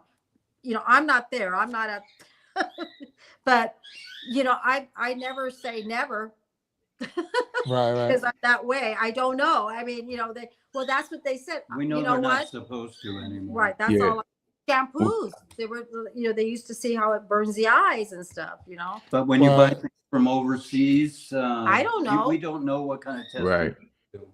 I don't know. Clearly, the bird has an opinion on this whole situation. This whole the bird has. That's right, Mom. So I got a question now. If I walk in a Macy's and I ask for an application, so can I walk in off the street, get an application, and and work behind the cosmetic counter? So a lot lot of times what they do, people come like during seasonal time, if they've never had experience, and they'll say that they can do like they need people to do ringers. So while we're selling cosmetics and fragrance, they're going to ring up for us so we can go to the next customer. And if there's a position open and, they were well liked, they really worked hard, everybody got along, what do you think? Yeah, bring her on. Now, where's the position at? Is it in trends? Is it in Lauder? Is it in Clinique? Then they get started. Is it part-time, full-time? Yeah, I always say it never can happen. I mean, people are like, I can't believe I work in cosmetics. Well, you happen to be there when there was an opening. You worked with everybody else, and then you got along with everybody. And some people try, and there's no position. They just happen to fall in at the wrong time. So I think back in the day, it was more like who you knew, but now things have changed now. More people are more open to everybody now, and you're willing to work and to learn the products and get along with everybody and do your part and have fun. Go through the courses. They still got to go the courses, but there's never saying that you can't. It's an opportunity. It's supposed to be an opportunity for everybody. And then I feel like if the position's not open and you do work somewhere else, and then a position open, they'll let you know. They'll say, we got a position open here and there, then apply for it. Don't be afraid. If you want to work in cosmetics or, and there's as many guys as there are gals. Yeah. Working behind the counters. Yeah. Now, is the pay different? Do you get paid more for all the training and all you go through than a person who is just sometimes experience? If you move up to like a lead or something like that. Yeah. A counter manager. Yeah. They'll get a little bit more because remember, they got to take care of that counter. Right. Okay. Yeah. Well, to be honest, a lot of times if you work in a department, you get a raise because now you're working in a department. But, it's everything. How many sales you get, what you're doing hourly, are you being good with customers? Are you getting it's all about performance? Performance, yeah. So, because they get their raises once a year.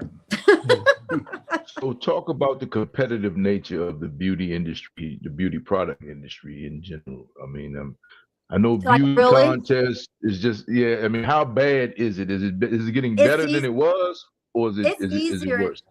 It's easier in a department store, but when we worked in outside sales, that's competitive. You're working against other people. You're trying to get your products in there, and here comes Walt. He sees Cindy and Greg out there. Okay, he either wants to beat me before I get there. I want to show the next. Yeah. Exactly. And then, God, I heard that they got a new product. What have we got? Because I know they're going to be coming out because everybody goes to their sales meetings. Now they're out there to show it. And, and most of all the same salons and accounts. So you're out there to beat me to the punch. You know what I mean? So we all got along, but money's money. It was competitive. Was the hardest one is outside sales, straight commission. So you basically you eat what you kill, so to speak. Yes. So to your sales skills, a person who is a salesperson, how does that transfer to the beauty industry? Is it the same skill set, or is there something in addition that you need when you come to the beauty industry? Customers come to me. I had to go to them. When I was in outside sales, right? Or go to a salon that I never went to. It's like, can I get in there? Well, you know what? That's what you do for a living, Cindy. You got to get in there. You got to show your stuff. I had to learn that, not to be afraid to cold call to people I did not know. And some of the big accounts, you can't even get through the receptionist. You can't even get to the back. Right. So I learned that part, 21 years of that. I had it down. And then, of course, once I feel like I can get them in, I call my vendors and say, come and ride in my car. I need to close this account. Okay. So I had my ducks in a row all the time. If I didn't sell, we didn't eat. We didn't buy a house. My daughter wasn't raised right. She didn't have anything. So I had to sell 7 days a week, calling my salons, showing them next deal. And also had all these other reps I had to work against. Okay. This is a little bit easier. They come into you. There's only one thing.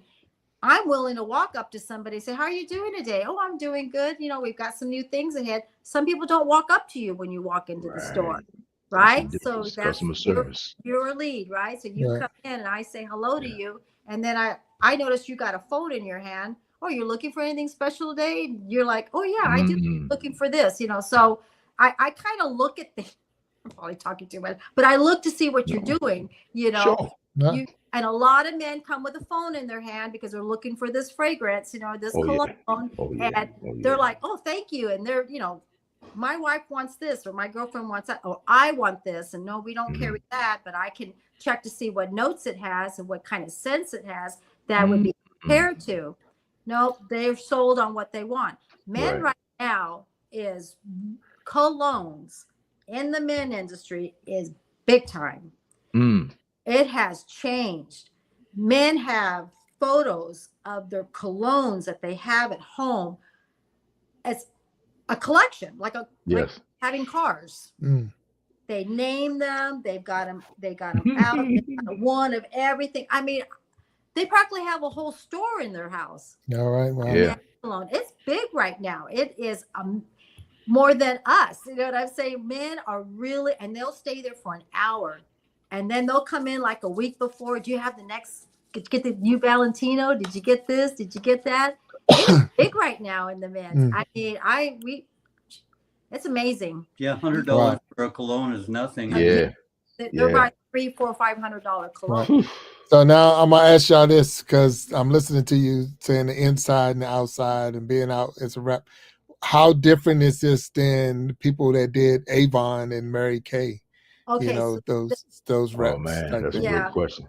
So that's a real good question. That's more like different, like more like I kind of call my like multi-level marketing. They have to have a product to have the company. You know what I mean? You got a product and they do perform. I've tried Avon.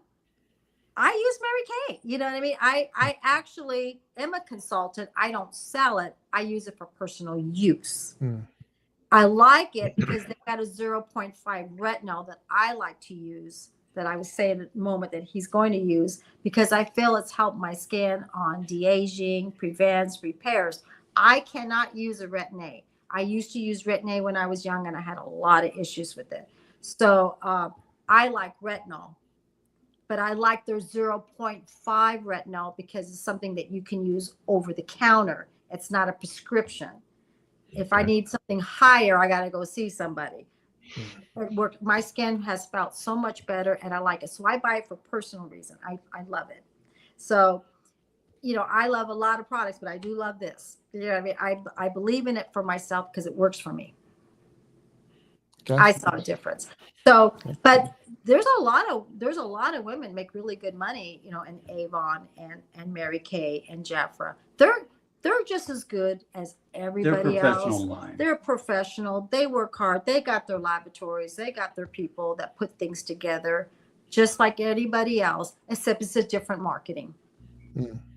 But I respect them. I have nothing to say about the companies. I always learned in the business that never bring down other companies. It's just not professional. Because you never knew if you were going to work for them. And that always stuck in my mind. You could be selling it next week and why are you trying to sell it to me if it was so bad last week? So I always learned that. And there's a lot of good products in Avon and Mary Kay. Because I've used them too. I have nothing bad to say. But some people like to go to, and some people only like to go to the drugstores, or they like to go to Walmart. Some people like to come to see a beauty advisor, you know, at a department store. And some people like to buy it from them. So I think there's something out there for all of us. Is what direction you want to go to. Some people say, you know, I was going to the store a lot, but I just didn't find anything. And I've got a ton of, like I said, a bunch of moisturizers. Now they come to the beauty advisor. And then we kind of, now this is how I do it. You tell me what you have at home. Well, I have a cleanser. Okay, we're not going to sell you a cleanser because you already have a cleanser. Are you happy with it? Yes. Let's just find out where you're at and see what you need, because I want you to be happy. I'm not here for you to buy. Okay, you need this and you need that and you need this and you need that because you may already have it. Right. So let's just find out what's the problem is. Where do you want to go from here? This is what I want. Okay, so let's just do that. That's all you need. And I'm big on gift with purchase. You know, when you find a product you like and they have the Clinique gift with purchase, that's a great way to try a product. And I say that in my videos. You know, you buy something you need, now you get to try the rest of the product. If you're already that user, okay, that's a great to say thank you back to you to get some items. I have a lot of product in my drawer from gifts with purchase. Gives me a chance to try it, gives me a chance to say if I don't like it. And those are things I use when I do my videos. I'm really big on it because it's called a thank you bag. You buy this much, we give you a gift. If I don't need anything, I don't buy anything. But if I do need something, I'll get something. And then I share that with all of you. But I honestly, I feel when you talk to somebody, I feel we're knowledge enough to know that what you need, unless it doesn't work. If you tried, come in, I tried that. Okay, I tried that. I tried that. Okay, so you tried it all. I don't know what to do. You know, I don't know. You know, I mean, and then some people are like, no, this one did work. I'm going to stay with this. You know, great. We found something that works for you. So I respect all lines. I respect drugstore lines because, again, it's for the consumer. It's where they want to go. There's only one thing. You don't get to try the products. You know, at least with the counter, you get to come up and you can see what it feels like, what it smells like. They used to put testers out, but people used to take the testers. So Well, yeah. Yeah. So at least I like that. And I like color matching on makeup because then you can see what the color is. I always say that when you go into a drugstore, they may not have testers and people go, okay, this is too dark. So they go back to exchange it. Well, now it's too light. If you get yourself color matched, then you get the right makeup. You know what tone you can see it. Do you like that color? Yeah. Right. Okay. Are you going to go now? Now it's summertime. You may go up a shade because now you're tanning. You may be out in the sun more often. You know, are you a male lady? Do you play golf? So here comes the questions to know you get the right. Now it's fall. Okay. Well, it's too dark. Well, summer's over. Now you need to work down and to get a shade lighter. Oh, good question came up in the chat, and I'm looking. Is there an expiration date on makeup or in perfume? So good question. So a lot of times the makeup may say 12 months after it's open. Sometimes it can say in the back. So every product's got a shelf life, but once it's open, the shelf life disappears, right? So some say 6 months, some say 12 months on skincare and makeup. The other thing is they never used to do that. They do that now because people were using bad people product. were using. I mean, I had a customer one time said she had a product for 5 years, 7 years. Probably was not a good idea to keep using that. Okay. I've been using it forever. It's always worked fine. I'm like, man. So I got a funny story if I can. My father, when he retired, he used to bowl all the time, and he would take orders for his friend who was selling Avon. So next thing you know, she's telling him, hey, Walt, you bringing me all these orders. Why don't you sell Avon? I'm not selling any Avon. You must be crazy. He ends up selling Avon. Yeah. He gets all of these awards and everything. Oh. My father's been dead 25 years on the 21st of May. They just passed. 25 years. When he passed, the ladies that contacted me about their Avon orders, because he had his living room was just full of Avon products. I'm sure. I promise you this. Last summer, I just opened up the last bottle of Skin So Soft, which people use for mosquitoes. Mosquitoes, yeah. It's good for the mosquitoes. Right. Yeah. But, so, I mean, I just opened up my last bottle of Skin So Soft. So, of course, I'm like, who's selling Avon? When you go online now, you can get your local Avon rep through online. By zip code. And I'm just sitting by zip code, exactly. And I'm sitting there saying, like this. I told my wife, I said, there's no way this stuff still works, but we use it every year. You're sitting out on the deck, putting it on, and the mosquitoes leave us alone, Right. So I'm just like, wow, man. So I don't know what's in Skin So Soft, but I mean, whatever's in it, it's It's still nuclear. moving, right? Because I feel Oh yeah. like Yeah, I'm like, wow, that's crazy, man. So when you're Yeah. talking about expiration dates, you're absolutely right. I mean, like even like a Twinkie, something that you eat has all type of preservatives in it that stay on the shelf forever. So that tells you that it makes you think anyway, like what in the world is in this Is stuff in here? Yeah. that exactly. it can still be working this long, this far out. So yeah, that's a great point. That's a Well, great point. let me tell you this one. So, I had that removed, the carcinoma on my knee. Hmm. The doctor says use Neosporin. So I had a Neosporin, and what do? I work in the business, right? So I got the Neosporin. I didn't look at the expiration date, right? So I'm putting it on every night, I'm like, this stuff is not working, And I look at it Expired 2 2 years years ago. ago. I'm like, Jesus, you know what I mean? So Oh I go, man. like, you think I would know better, right? So I'm like, I thought I looked at it, but I didn't look at it. I go, I need to go buy some more of this. Boom. I get the new one. It worked. I mean, it was like, because it wasn't working. Oh man. little expiration there going on. Yeah. Yeah. So Oh look, man. Yeah, so that's funny. I try to open up the medicine cabinet. Well, that's gone. Those pills are gone. That aspirin's gone. I mean, Yeah. because they say they don't work. That It's passes yeah, time. Yeah. yeah. And now I'm gonna ask on this one. Do you believe some of that is in the mind because you see that it's expired, so you've already body wise have already checked it off? It's like it's not going to work. I feel like once you open them up, the air gets in, and it's age. It starts to not work when it's all tightly sealed and everything. Okay, I may open this up, and let's say I had it. But they say that if it's tightly sealed, don't quote me, but this is what they say. They can last like 3 years, 3 or 4 years under. Yes. And a lot of times when they do inventory, there's certain numbers is telling the company these got to go, and they'll say, so they get the inventory. That means that's too old, and they've been sitting in the case. They got to go back. How do I not know we sold one of those? You know what I mean? So they're just saying there's time to go back. So when they're tightly closed, the shelf life is pretty good. It's once they're open. Okay. You got to watch it. So maybe yours was still some active ingredients. You know what I'm saying? Because I've done it myself. Open it up. Oh, it still works. You know what I mean? But once this is already open, this is done. Right. So if it was still sealed, but I still would watch. Still keep looking at the date, because once you open it, then you have an idea how old it is. Let's say it says 12 months from this date, and it's 3 years from now. The date's telling me something different. Right. Probably won't use it. I probably won't.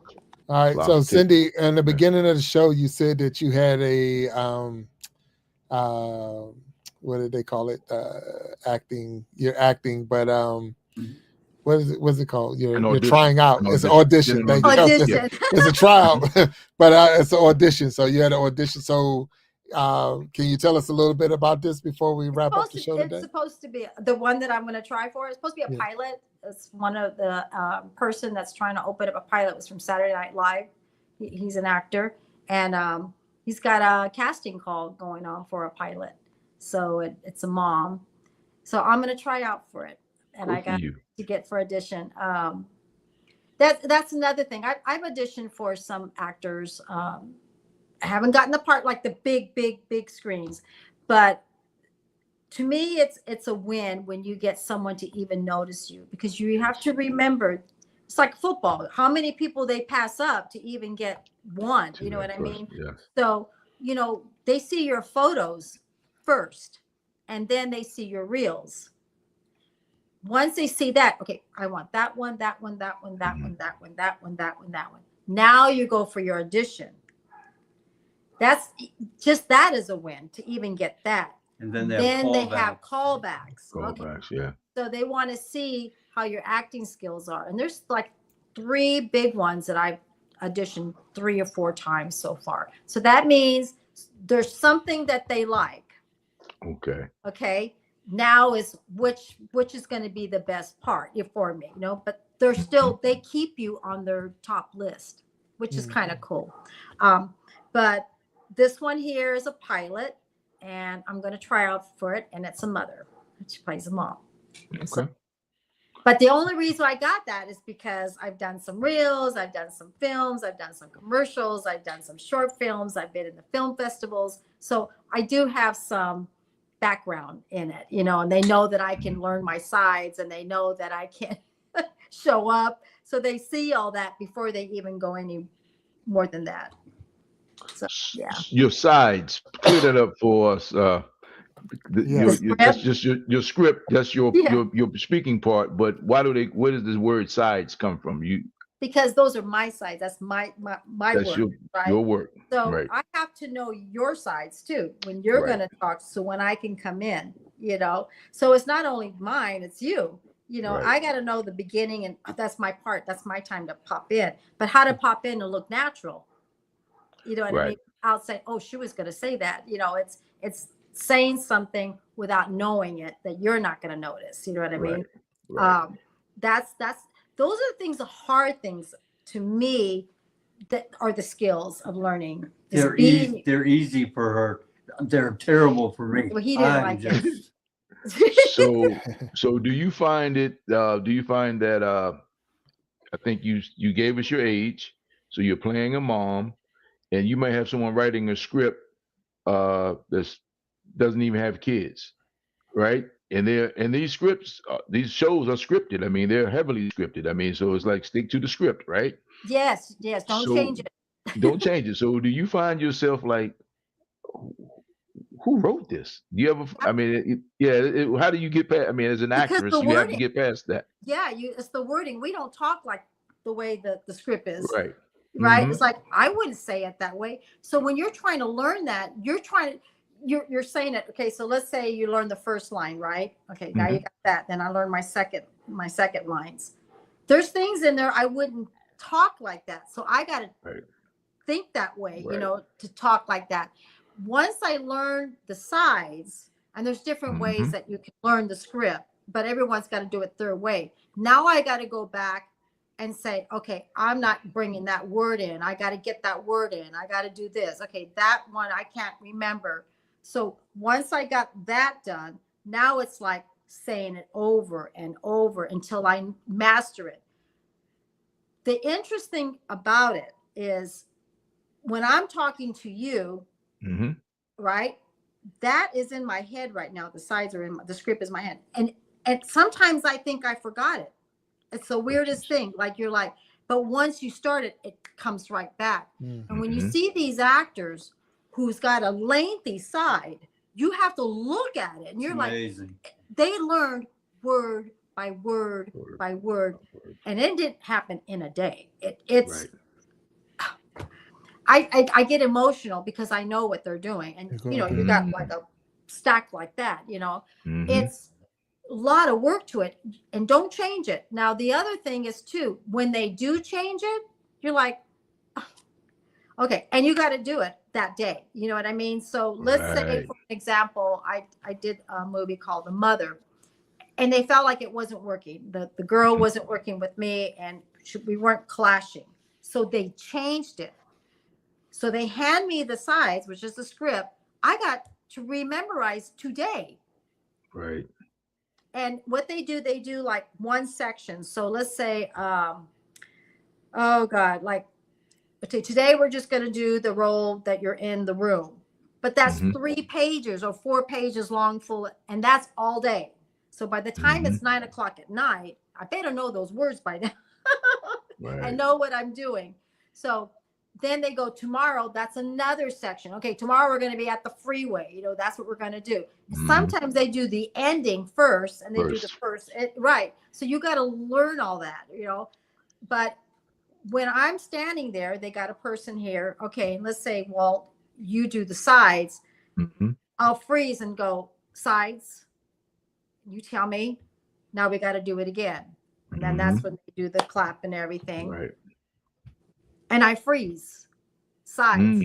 Okay, Cindy, what's the problem? Okay, now, okay, so I'm just saying how it works. Okay, what's the problem? What you're not getting? Okay, go work on it for 5 minutes and come back. Okay, all right, now I got to settle down, think, and I'm thinking that side that I can't, I'm giving you the good and the bad. So, For okay. sure. Yeah. And then I do it. It's like, but now do it again exactly like that you did it. I don't know how I can't see myself. Show me what I look like when I did it. Okay, so they do that a lot. It's like, that's it, do it. Well, now I got to see myself. Okay, but this is where you were at. Yeah, you did your arm like this. So they got all these people around you watching everything.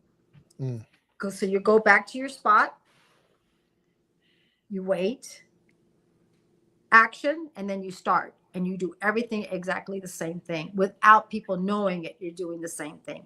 And then that's when they say it's a wrap. Okay, done. Now they're ready for the next scene. Now we're going to go to the next one.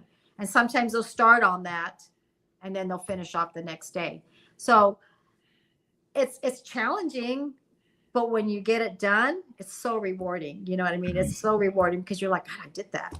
Did it? Yes. I did that. You know so what I know a lot of times when a movie is over, we watch the movie and we say how wonderful the actors were, and then they show you the clips of all the bloopers, all the takes. The bloopers that went behind the scene where they forgot to use their stage name and was using real names and things like that. So we laugh at it, but like you said, it's a lot of work that goes into that. Especially, I think I get really impressed when I see people using that maybe a foreign accent. They're not British, but they're speaking as a British, or they're not this and that. And it's amazing. 100%. So it's hard. And stunts too. I had to learn how to fall.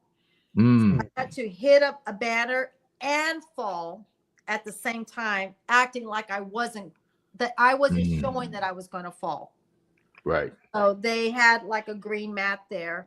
And I must have fallen like 30 times. I even told them, I go, look, I got to relax. I'm really tired right now. And they're like, do it again and do it. And I knew my body was like, let me relax.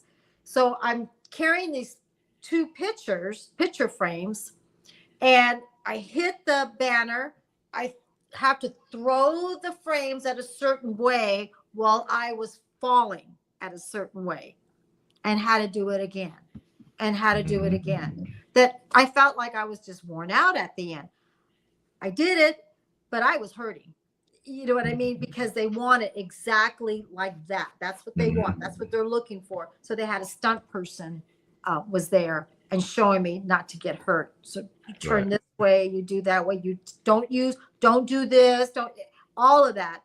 Because they need to tell you that so you don't break your arm, you don't break your ankles, and they got a lot of padding. And then the other one I played the mother. I was a battered woman who was a true story. The girl was from China, and the mother is from China, so it's a true story from over there. Instead of using something bad, I used a broomstick. So they had to put padding all over his back while I was hitting him. But I had to make sure I didn't hit his head. I had to make sure that I didn't hit his ear. So when I was using that broomstick, this is where you need to hit, Cindy, right here, not here, not here. So you could have hurt someone. Right. So they're holding his head while I'm hitting him. And then they have a little section here saying, stop, because I'm getting too close to his head. So they have to learn all that. And plus, I learned all that, not to hurt somebody, not intentionally, but that's how people get hurt, because one little, and of course I broke the bat. Broke the bat, so they had to get a broomstick, but it was supposed to be a bat. That's what I mean. But yeah, we did that like 2 hours of hitting him over and over again. Wow. Yeah. Man, it's been exciting stuff. I've learned a lot. Very, for real. We might have to get you back on the show so you can tell us some more, because I'm invested now. I want to see if you get the part. I want to see if you get the part. Yeah. So nothing else. And then I know a lot of different. But I am doing one called Three Flowers. It's a feature film. It's about the Zoot Suit War in LA. Okay. So you're familiar with that. So yeah. Wow. Okay. All right. All right. But look, Greg and Cindy, it's been a pleasure having you on the Iron Sharpening Iron show, and I think we've definitely learned a lot about cosmetics and just the ins and out about it, because a lot of times you just don't know. You just walk in, you pick something off the shelf, and then you walk out. And but you definitely put a lot of I guess insight that I needed, and I'm glad and I appreciate it, especially with the summer coming up, and definitely the SPF and making sure we put on the right products to keep ourselves and our skin safe. Thank you for the insights on your acting, and just telling us about who you are and all the walking the steps of life.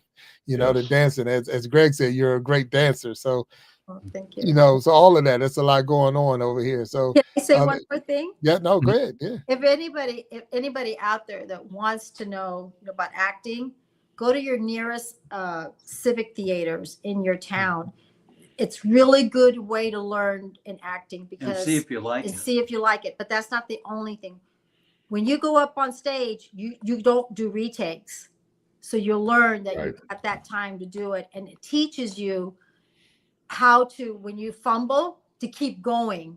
Right. It is. I think theater is very, very good for anybody, because I did theater, and that's what they told me. Do some theaters and see what you think. And I was amazed, because when you get stuck, you got to keep saying your lines. You just go to the next one. You know what I mean? They may know, you may know that I'm stuck, but you're like hitting the punch ball. You're waiting for that moment for you to come in. But you know that she messed up, but they don't know that. You don't want them to know that. You just keep going. I think the civic theaters and your local civic theaters are excellent to get involved with. It does teach you a lot. And it also teaches you if that's where you want to go. And a lot of big actors have come from theater. Oh yeah. And it's a great way to get started, because some people don't live in Hollywood and they're not living in New York. But you know what? It's a good way to start. It really, really is.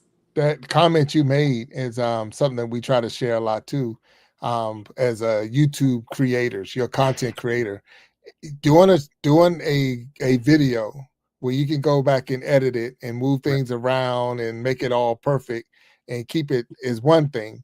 But when you're live, exactly like you just said, it's live. We don't get to take it back. Yeah, the camera's got to be right. The microphone's got to be right. What I say out my mouth, like oops or whatever, it's done. So yeah. So this is that time, as doing a live, being a content creator who does do, like I just do lives. That's all I do. And what I've even had people telling me, you're gonna have a hard time making it because all you do is live. I'm like, well, that's another part of being a content creator. I do live. So I might have a hard time making it, no different than a person on Broadway might have a harder time making it than a person that's on the big screen, because of the fact is you're not going to get any more takes. This is the take. This is it. This is a one shot, and this is it. We don't get to go back and tweak it. I can take some stuff out. I mean, like I say, well, we can't use that because of copyright and this and that. But other than that, it's been said, it's been done, and bam, there it is. So it is what it is. It is what it is. It is, and that's why I say my testimonial, or this is my opinion, because I have to watch what I say, think about how I say things, you know what I mean? And because some people may take it wrong, or they may say, well, that's what you said. No, I didn't mean it that way. Gotta have context, right? That, so you're right. When you're live, you got to think and hear how to say it and do the best you can at the moment. Right. Well, I mean, this has been a pleasure. Wow. I mean, really, it has been a pleasure. I think Walt talks for coming on. No, go ahead. You want to say, Greg? Huh? I said, we want to thank both of you. Oh, wow. No, thank you. So I'm gonna ask y'all to we're gonna end the show, and I'm gonna ask you to hang up. Just hang tight. Don't go nowhere once we end this show. But I had a true pleasure hanging out with y'all, and this has been a blessing. I learned a lot. I really did. So I want to thank you again for allowing us just to sit here and hang out with you and help us out with some understanding and all of that stuff, because I didn't know. I mean, I didn't know. There's many times, like I said, I get on the show and I could say, yeah, I knew that, or I knew this, I've done that. Well, now you put me in a world where I didn't do it. I don't know. Not much on the So beauty products, huh? yeah, not too much on the And beauty. we found out your dad did Avon. You know what I'm saying? Yeah. You never And he know. was terrible. He You was never know. terrible. He would walk up to women and he'd put lotion in their hands and he'd rub their hands and all that kind of. I said, man, that's cheating, man. You are cheating. You are cheating. But Yeah. whoever thought your dad did Avon? You know what I'm saying? That's why I Yeah. said I didn't bring Yeah. anything, and that was a Yeah. good thing. I was like, Yeah. He was I good. used Avon, but you never know who sells it. You don't know Yeah, who he had sell it. pins and trophies and all kind of stuff. But That's Jack, I awesome. digress. I just want to say thank you so much. I learned a lot. Thank you for sharing. Cindy, seems like you are the female Forrest Gump. You have pretty much done it all. So you have done it all. I mean, you have been there and still doing it all. So I'm looking forward to. I'm gonna go check your IMDb. Is that it? IMDb. Yes. And check you out. And you're on my radar now. So I'm pulling for you. So Look I at like my to see some of your playlist. stuff. You'll see I some will. short films on my playlist. So Yeah. thank you so much, Greg. Hey man, you making all men look good. I know you have your own story, but you definitely support your lady, man, and that's a great thing. And You did the same. Just lucky to have her. Hey man, in spite of ourselves, here we are, right? Here we go. Yeah, man. So salute to you, man. And I appreciate both of you. Thank you so much. Okay. Thank you. Thank you. All Now, right. really, so for all you out there in the chat that's been supporting all this time, and we thank you for being here on the Iron Sharpening Iron show. Definitely, if you missed any parts of this interview, check out the replay. Go and make sure you check out Cindy and Greg's channel, Cindy Lifestyle and More. But definitely make sure you go and check them out. They do lives. They also do videos. I'm learning lives. A lot of fun. I think you use a StreamYard product as well. So they're definitely a good couple to hang out with, and they have a good time when they're out there doing their live. I believe I did. I sent them a logo. So yeah. You did. It's on there. I've been it's on there. Yeah. So yeah. So, but until next time, we thank you all. I think our next one is Wednesday. Will be June the 4th. Got Krista Flash is going to be on here with us. So Krista Flash will be here June 4th. But Walt Talk, I thank you again for being who you are. Thank you, sir. Cindy and Greg, thank you for being here. Thanks, and everyone out in the chat. You. We tell you have a blessed rest of this weekend and have a good week, and see you Wednesday on the Iron Sharpening Iron Show, 7 p.m. Eastern time. And until then, stay blessed and peace. And I'll talk to y'all later. Thank you. Good night, everyone. Blessings.